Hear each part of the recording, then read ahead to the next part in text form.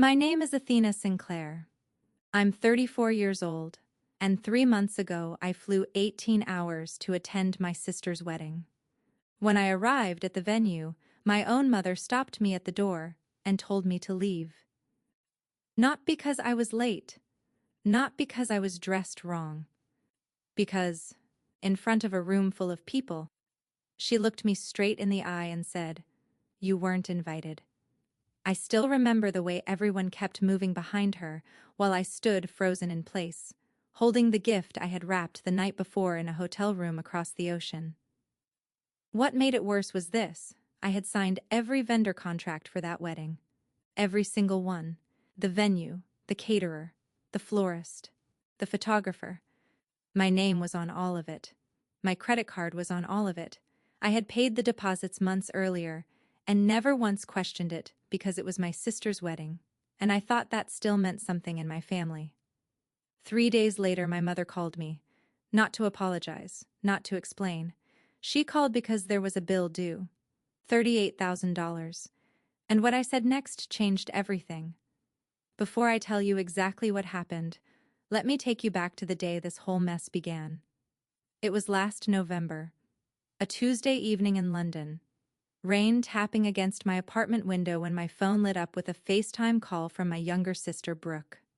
I answered smiling, because for a second I actually felt happy. Brooke's face filled the screen, glowing the way people do when they're about to deliver life-changing news. Behind her, I could see my mother moving around the kitchen. "I'm engaged," Brooke squealed, holding up her hand. For a second, I just stared at the ring. Then I smiled for real. "That's amazing. Congratulations." Brooke laughed. My mother leaned into the frame and gave me that same careful smile she'd worn for years. The kind that looked warm from a distance and cold the moment you got close. "Mom, say hi to Athena," Brooke said. Diane tilted her head. "Hi, honey." There was a pause after that. A tiny one. The kind most people miss. But I didn't miss it. Something about her voice felt managed, controlled, like she already knew what she was about to ask me and didn't want me to hear the question before she said it. "Exciting news, right?" she said. "Really exciting," I replied. "I'll start looking at flights." "When's the date?" That was the first time I saw it. A glance. My mother looked at Brooke before answering, and in that glance there was something off. Not excitement, not panic, calculation. "Oh," she said. "Don't go spending a fortune on a plane ticket. It's just going to be a small wedding." "Mom," I said, keeping my voice calm, "it's Brooke's wedding, I'm coming." "We'll see," Diane said. Just like that, no warmth, no joy. "No. We'd love to have you. Just we'll see." That should have been my first warning. But I gave them the benefit of the doubt, because that's what people do when they've spent years trying to earn a place in a family that only remembers them when it's convenient. 2 weeks later, Diane called me. Not Brooke. Diane. That alone told me this wasn't a normal conversation. It was a Wednesday afternoon in London, which meant it was morning in Tennessee. My mother always called early when she wanted something, because by then, she'd already had time to decide how to phrase it. "Athena," she said, "I need to talk to you about something practical." That word again. Practical. That's what people say when they're about to turn your generosity into an obligation. "The venue requires a credit card on file," she continued. "Your father and I. Well, you know our credit isn't great. And Brooke just graduated. She doesn't have the history for it." I leaned back in my chair. I already knew where this was going. "The caterer needs the same thing," she said. "And the florist. And the photographer." I said nothing. "It's only 4 contracts," she added. "You'd be doing your sister a huge favor." "How much are we talking about?" A pause. "About 41,000 total," she said. "But only 3,500 is due up front. The rest is after the wedding." That was the moment I should have said no, but I didn't. Because I remembered every time I had been the responsible one, the reliable one, the one with the stable job, the better credit, the better salary, the better life. And because some part of me still believed family meant something. "Fine," I said. "Send me the contracts." That was the mistake. The first mistake. And once I signed, everything else followed. The rest of that week I got buried in work and barely thought about it. 3 months felt far away, long enough to forget how dangerous people can be when they know you'll keep showing up. Then the wedding planning started, or rather, it started around me, not with me. Brooke made a group chat called Caldwell Wedding Crew. I found out about it by accident when she forwarded me a message meant for the group, a photo of bridesmaid dresses. Caption, "Vote ladies." I wasn't in the group. I wasn't one of the ladies. I stared at that message for longer than I want to admit. Then I called Brooke, no answer. I called again 2 days later, voicemail. I texted Diane, "Do you want me to help with anything for the wedding?" She replied an hour later, "Everything's handled, honey. Don't worry about a thing." That sentence should have made me furious. Instead, I told myself it meant I was being spared stress. I told myself I was overthinking. I told myself they were just busy. That's the part nobody talks about in stories like this. The slow humiliation, the way exclusion starts quietly enough that you can keep explaining it away. Then 2 weeks before the wedding, Brooke posted rehearsal dinner photos on Instagram. White dress. Bridesmaids. My mother smiling beside her like she'd been born for that frame. Caption, "My whole family, my whole world." I looked at that picture for 11 minutes. I know because I counted, I wasn't in it. And suddenly something in me went cold. Because you can miss a voicemail. You can forget to text back. You can be disorganized. But you don't accidentally leave your sister out of your rehearsal dinner photos and call it an accident. Not when she paid for half the wedding. Not when her name is on every contract.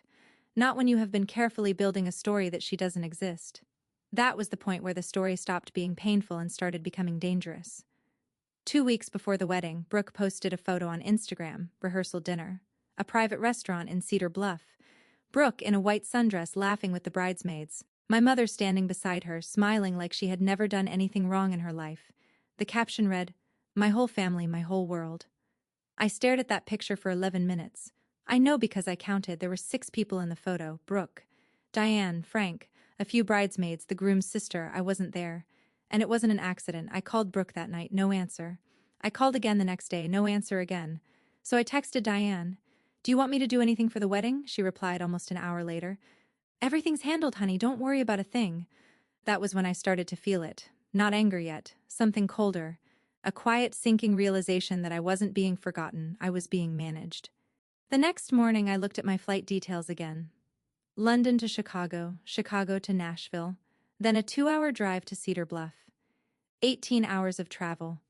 $1,400 in airfare.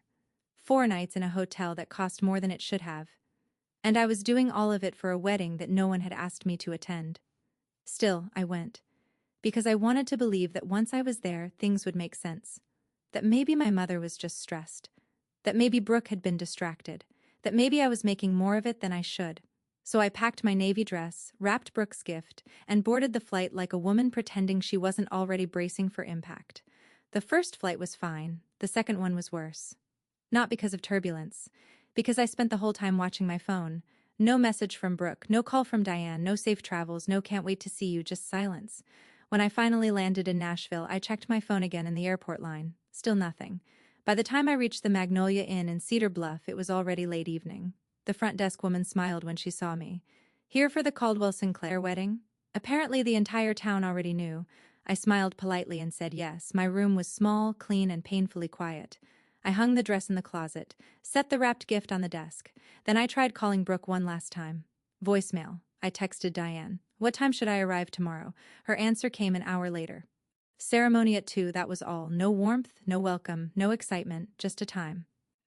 I sat on the bed and stared at the wall for a while, then opened the Notes app on my phone and looked at the toast I had been writing for weeks. It was supposed to be sweet. A little funny, the kind of speech that makes people smile and quietly tear up at the end. I had written about Brooke as a child. How she used to make me play wedding with her stuffed animals. How she always made me the priest because, in her words, "You're too bossy to be the bride." I had planned to tell that story in front of everyone. I had planned to laugh, to be kind, to show up like a sister should. But lying there in that hotel room with the silence pressing against my chest, I realized something I hadn't wanted to admit. I wasn't going to be celebrated at that wedding. I was going to be tolerated, if I was lucky. The next morning I woke up exhausted. Not from travel. From dread. I spent too long getting ready. I ironed my navy dress twice. I checked my hair in the mirror 3 different times. I even wrapped the gift more neatly before taking it downstairs. It felt stupid now, but at the time I still thought maybe I was walking into a misunderstanding. Maybe there had been a mistake. Maybe my mother would see me and her face would soften. Maybe she'd hug me. Maybe she'd say, "Thank God you're here." When I pulled into Meadow Creek Barn, the place looked beautiful. Too beautiful. White fences, strings of fairy lights, wildflowers along the path. The kind of venue people take pictures of and call magical. Cars filled the parking lot. Guests were already arriving in small groups, dressed up, smiling, talking. I parked farther away than I needed to and walked toward the entrance carrying Brooke's gift box in both hands. My heels sank slightly into the gravel. The air smelled like grass and barbecue and perfume. I spotted my father first. Frank was near the barn doors in a suit that didn't quite fit him right, shaking hands with someone from the Caldwell side. When he looked up and saw me, his expression changed instantly. Not happy, not surprised. Worried. He looked down, then away. Then he turned and walked inside without saying a word. That should have been my answer right there. But I kept walking. 10 feet from the entrance, the barn doors opened, and my mother stepped out. Diane wore champagne silk and perfect makeup. Her hair was done. Her posture was straight. Her face was calm in the way only a person with something to hide can be calm. She stopped directly in front of me. Not beside me. In front of me. A wall. "Athena," she said. "Hi, Mom, I made it." She didn't smile. She didn't hug me. She just looked at me like I had arrived at the wrong address. "What are you doing here?" she asked. "I'm here for Brooke's wedding." Her jaw tightened. "You need to leave now." I blinked. The words didn't make sense at first. "What?" "Lower your voice," she said. "People are watching." "Mom," I said, my voice already shaking. "I flew 18 hours. She leaned a little closer. Her perfume hit me first. Then her voice. "Only family is allowed inside. You weren't invited." For a second I actually thought I had misheard her. Then I looked past her shoulder. White chairs inside the barn. Garlands hanging from the rafters. The string quartet tuning up near the altar. Everything had been paid for with my name, my card, my signature. And my mother was standing in front of me telling me I didn't belong there. "You're joking," I said quietly. She didn't answer. "I signed every contract for this wedding. This isn't the place," she said. "Not now." "No," I said. "You don't get to do this. I paid for all of it." Her eyes flicked toward the guests arriving behind me. "Not here." Then another voice came from inside. Warm, southern, curious. "Diane? Who is that?" A woman stepped through the barn doors. Tall, silver hair, pearls. The kind of woman who looks like she was born owning a house with 3 porches. Margaret Caldwell, the groom's mother. Diane instantly changed. Her face softened. Her smile came on like a switch being flipped. "Oh, it's nothing," she said. "Just a relative who got confused. Wrong venue, I think. A relative." I could actually feel my pulse in my throat. Margaret looked at me, then back at Diane. "I thought you only had one daughter," she said. The silence that followed was brutal. Diane laughed. A thin, brittle laugh. "I do. This is just a cousin from out of town. A cousin." I stared at her. Then I stared at Frank. He was standing just inside the doorway, looking at the floor like it had suddenly become the most interesting thing in the world. No one said a word. No one corrected her. No one defended me. That was the moment I understood. She hadn't forgotten to invite me. She had erased me on purpose. And everyone in that barn was willing to let her get away with it. I wanted to scream. I wanted to walk in there and tell every single one of them exactly who I was. I wanted to say, "My name is Athena Sinclair. I signed every contract. I paid every deposit. And I am not some cousin you can hide outside the door." But I didn't. Because the look on my mother's face told me this wasn't a misunderstanding, it was strategy. So I did the one thing she never expected. I smiled. Very slowly. Then I bent down and placed Brooke's gift on the stone step beside the entrance. "Keep it," I said. "It's for her." Diane exhaled like she had just been handed relief. "Thank you, Athena," I held up a hand. Don't thank me. Her smile faded a little. I looked at her, then at the barn, then back at her. I heard you. And then I turned around and walked away. Not fast, not dramatic, just steady. I walked back down the gravel path, past the arriving guests, past the white fences, past the fairy lights, past the life I had paid for, but was apparently not allowed to witness. I reached my rental car, opened the door, sat down, and only then did I let myself break. I cried silently. The kind of crying where your whole body shakes but you still don't make a sound because somewhere deep inside you've been trained not to make a scene. Then I started the engine and drove away. In the rearview mirror, the barn got smaller and smaller, and for the first time in my life, leaving felt more powerful than staying. Back at the Magnolia Inn, I didn't call anyone right away. I sat on the bed still wearing the dress, mascara smudged, gift box gone, hands shaking. Then I opened my laptop. I had 4 emails waiting. One from the venue, one from the caterer, one from the florist, one from the photographer. Each one had the same structure: deposit received, remaining balance due, my name on every contract, my card on every contract. Total outstanding balance, $38,000.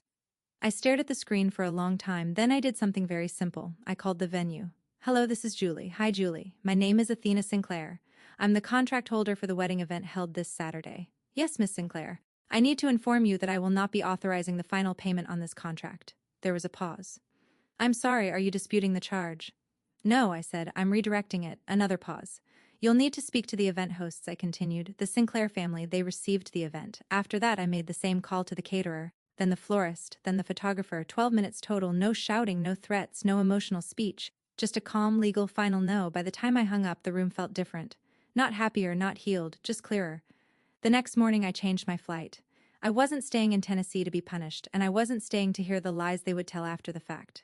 I packed my bag in 10 minutes, checked out before sunrise, and drove through Cedar Bluff one last time. The town was quiet. Too quiet. Everything looked normal. The diner, the church, the old brick houses, my childhood home. I passed all of it without stopping. On the drive, I kept thinking about how long I'd been trying to earn something I should have been given freely. Attention, respect, a place, a seat at a table. Instead, I got used. That was the word. Used. When I reached the airport, I was tired in a way sleep couldn't fix. But I was also done. And those two things felt strangely similar. By the time I landed in London, I had already decided what I was going to do next. I wasn't going to beg. I wasn't going to explain. I wasn't going to pretend this was a misunderstanding. I was going to make the people who erased me deal with the cost of doing it. A few hours later, my phone rang. My mother. I let it ring. Then I answered. Athena, she said. Too sweet, too fast. I just got a call from the venue. They said you removed your payment authorization. The bill is $38,000. How do we handle this? We don't, I said. A pause. What do you mean, we don't? I mean you handle it. Her voice changed instantly, less soft, more sharp. Athena, don't be childish. This is not childish. You told people I wasn't invited. That was a misunderstanding. No, I said. It was a choice. Silence. Then the familiar guilt trip. After everything I've done for you, I almost laughed. You raised me, I said. I'm grateful for that. She froze. But you also stood in front of your daughter and told a stranger she didn't exist. That landed. I could hear it. The breath catching. The annoyance turning into anger. You're blowing this out of proportion. $38,000 is the proportion.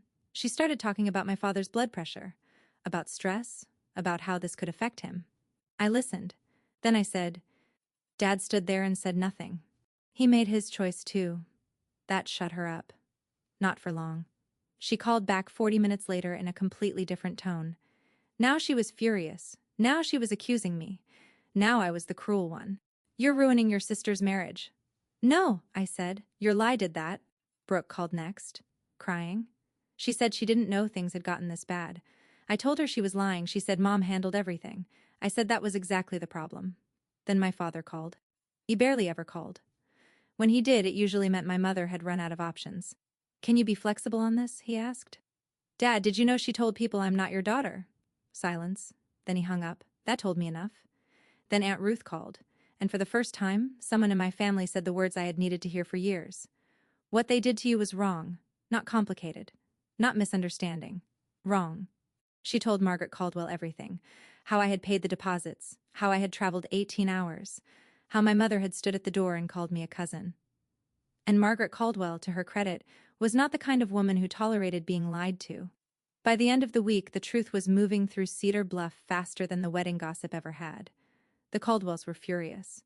The vendors updated their records, the invoices stayed where they belonged, and my mother, for the first time in her life, was forced to face something she couldn't charm her way out of. I wish I could say I felt satisfied. I didn't, not exactly. What I felt was lighter, because there is a difference between revenge and self-respect. Revenge is loud, self-respect is quiet. Revenge wants an audience, self-respect just wants the door closed behind you. So I wrote one final email, to Diane, to Frank, to Brooke. I kept it short, I kept it clean.